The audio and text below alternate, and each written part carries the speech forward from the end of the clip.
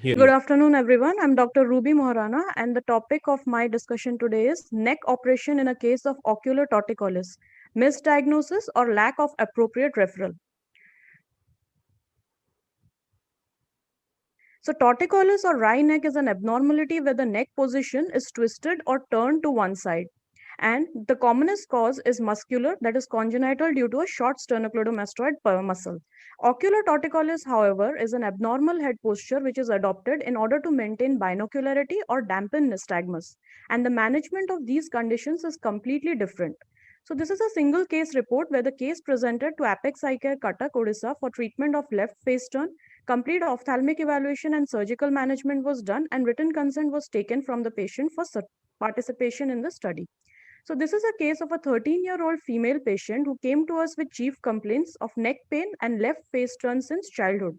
She had undergone multiple eye consultations since childhood, but no treatment had been advised.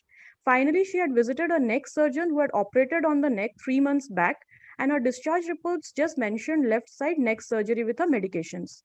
However, she had no improvement in the neck position, but she had increased neck pain during studies, so she had to ultimately drop out of school.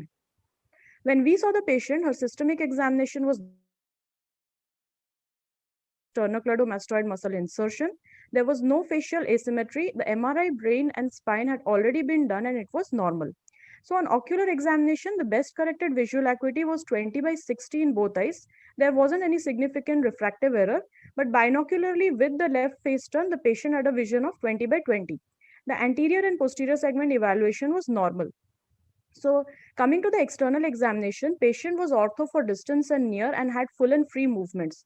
However, she had a horizontal jerk nystagmus, which was right beating with moderate intensity and amplitude, and the null point was in dextroversion. So that is why she was adopting a 25 degrees left face turn, which we measured with the help of a goniometer.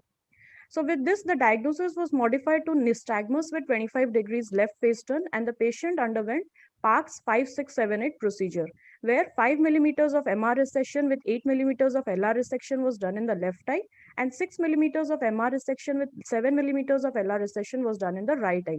Post-op day 1, she had less than 5 degrees of left face turn, and she was ortho in the primary gaze. As we can see, she is ortho in the primary gaze, and she has no nystagmus in the primary gaze. Post-op 3 months also, she had the same status quo and significant reduction in her neck pain, and she was able to join back school. So this is the pre and post pictures of the patient, and we can also see over here that she had a scar mark, which is more evident over here where she had undergone surgery in the neck. So coming to discussion, very few cases have been reported in literature where ocular torticollis was missed and the patients were operated to release the sternocleidomastoid muscle, suspecting that to be a stiff muscle. Hence, it is very important to diagnose cases of ocular torticollis because it might be secondary to nystagmus or squint.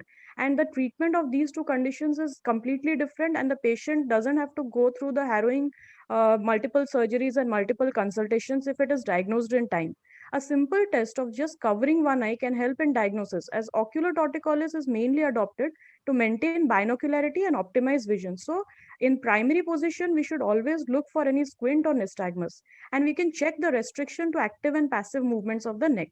Coming to the conclusion, ocular torticollis is a treatable condition but can be missed. Adequate counseling and proper referral for specialist treatment is required, and treatment can significantly improve the quality of life of these patients. Thank you. Thank you, Dr. Ruby. That was really a very interesting case and very well highlighted. Dr. Deori, are you here? Would you like to ask any questions? Yes, that was thank you, Dr. Anita ma'am. So that was a very nice presentation. Congratulations, Dr. Ruby, for picking up the patient after although she had undergone sternocleidomastoid. Did the patient have any superior oblique or inferior oblique problem with this child? No. This child was completely ortho in the primary gaze. There was no oblique overactions or any squint in the primary gaze.